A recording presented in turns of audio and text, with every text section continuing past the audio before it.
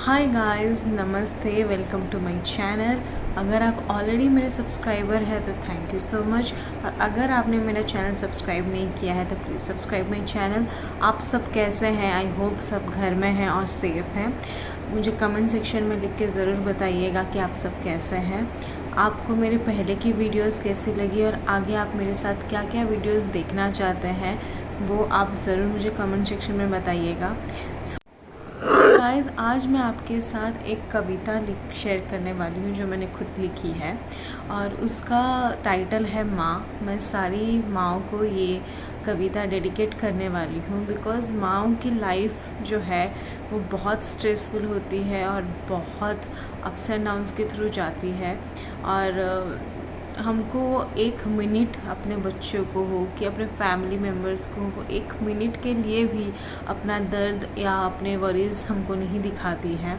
भले ही उनके अंदर कितनी भी टेंशन हो, कितना भी वो अपने आप को एक्सप्रेस करना चाहे, लेकिन सिचुएशंस देख के वो अपने इमोशंस नहीं दिखाती है। सो एज अ डॉटर, तो एज अ सन ऑल्सो हमारी बहुत सारी रिस्पॉन्सिबिलिटी होती है हमारे पेरेंट्स के प्रति। और आजकल सोसाइटी ऐसे हो गई है कि maximum of the kid think कि उनके मम्मी पापा उनके लिए एक बोझ बन चुके हैं। आजकल जितने ऑर्फनेजेस खुल रहे हैं उससे कहीं ज़्यादा ओल्ड एज होम खुल रहे हैं just because they think the parent as a burden. तो आई गेस मैं जो कविता के थ्रू एक छोटा सा मैसेज अपने सोसाइटी को देना चाहती हूँ कि they are not your burdens, they are your blessings.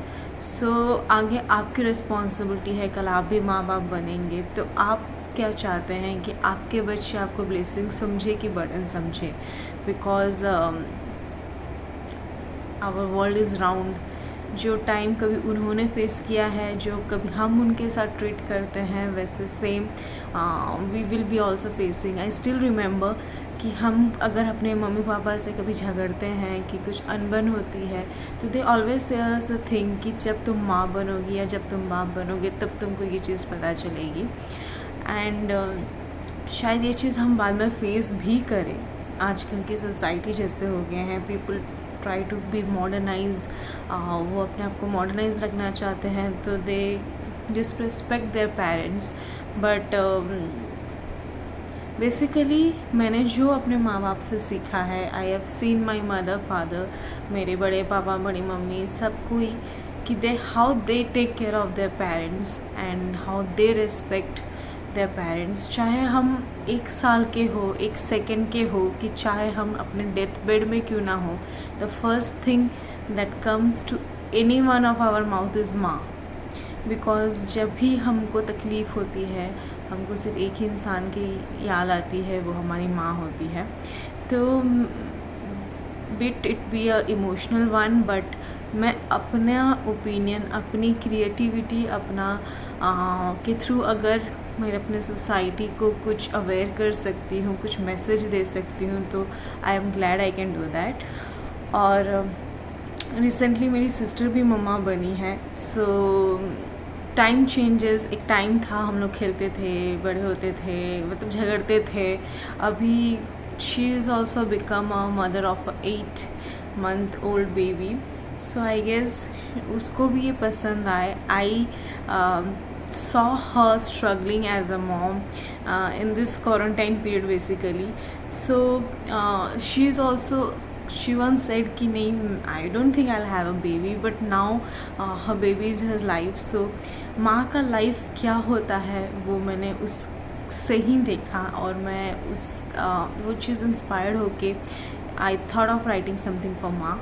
सो मैंने जो लिखा है वो मैं आपसे शेयर करूँगी। अभी मैं उसको पढ़ के आपको सुनाऊँगी, भले ही मे बी वर्डिंग्स गलत हो जाए तो मुझे माफ़ कीजिएगा, लेकिन मेरे इमोशंस जो है वो सच्चे हैं, तो मैं वो चीज़ आपसे शेयर कर देती हूँ। सो मेरी कविता का नाम है माँ एक एहसास। 9 महीना पेट में रख बनती है वो माँ, प्यार से जिसे हम बुलाते हैं अम्मा। लाखों मिलेंगे इस महफिल में लेकिन कोई निछावर नहीं करेगा अपना आसमान। पल्लू में लिपट अपने बच्चों को सहती सब हंसते हंसते, बुढ़ापे में वही बच्चे कहते नाप अपने रास्ते।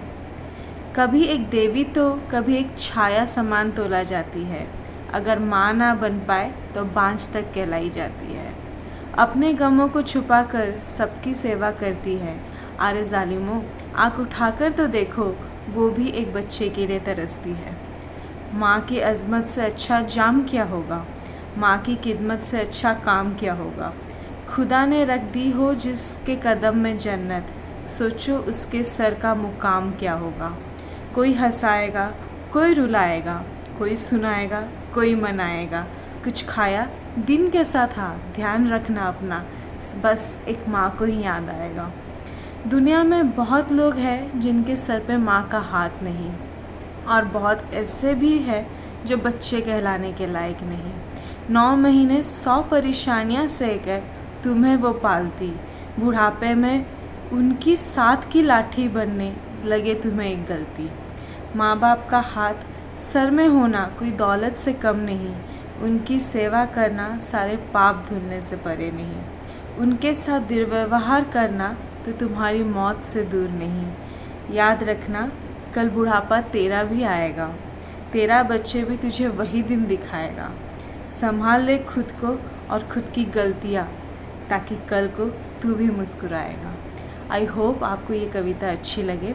अगर अच्छी लगे तो प्लीज़ लाइक सब्सक्राइब ज़रूर कीजिएगा, शेयर भी कीजिएगा, ताकि मेरी जो मैसेज है, मैं जो मैसेज सोसाइटी को देना चाहती हूँ वो ज़्यादा से ज़्यादा स्प्रेड हो। और कमेंट भी ज़रूर कीजिएगा कि आपको मेरा कविता कैसे लगा। Thank you so much.